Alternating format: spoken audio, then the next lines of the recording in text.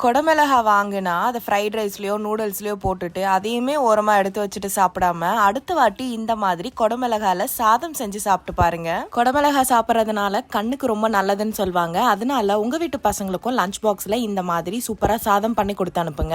இதே மாதிரி பெருசா போட்டீங்கன்னா எடுத்து வச்சிருவாங்க. பட் நீங்க செய்யும் போது குட்டி குட்டியா கட் பண்ணி செஞ்சு கொடுங்க. கடாயில 3 டேபிள் ஸ்பூன் எண்ணெய் ஊத்திட்டு 1/2 ஸ்பூன் சீரகம் போட்டுக்கோங்க. ஒரு மீடியம் சைஸ் வெங்காயம் ஸ்லைஸா கட் பண்ணி எடுத்து வச்சிருக்கேன். அது போட்டு நல்லா வதக்கிக்கலாம். அதே மாதிரி ஒரு மீடியம் சைஸ் தக்காளி அதுவுமே நல்லா வதங்கினாதான் கொஞ்சம் போல புதினா போட்டுக்கலாம். கூடவே இஞ்சி பூண்டு பேஸ்ட் போட்டு நல்லா வதக்கிட்டு இப்ப மசாலா சேர்த்துக்கலாம். 1 ஸ்பூன் வெறுமிளகாய் தூள், 1 ஸ்பூன் தனியா தூள், 1/4 ஸ்பூன் அளவுக்கு கரம் மசாலா, கொஞ்சம் போல மஞ்சள் பொடி, சாதத்துக்கு தேவையான அளவுக்கு உப்பு போட்டுட்டு இப்ப கொடமிளகா சேர்த்துக்கலாம். நல்லா மிக்ஸ் பண்ணிட்டு 1/4 டம்ளர் அளவுக்கு தண்ணி ஊத்திக்கலாம். மீடியம் ஃபிளேம்ல வச்சுட்டு கொடமிளகா நல்லா வெந்து இந்த அளவுக்கு நல்லா ட்ரையா வந்த பிறகு நம்ம சாதம் ஆட் பண்ணிக்கலாம். கூடவே கருவேப்பிலை எல்லாம் போட்டு நல்லா மிக்ஸ் பண்ணி இறக்குனீங்கன்னா ஒரு சூப்பரான கொடமிளகாய் சாதம் ரெடி. கண்டிப்பா ட்ரை பண்ணுங்க. மறக்காம நம்ம சேனலை சப்ஸ்கிரைப் பண்ணிக்கோங்க. பாய்.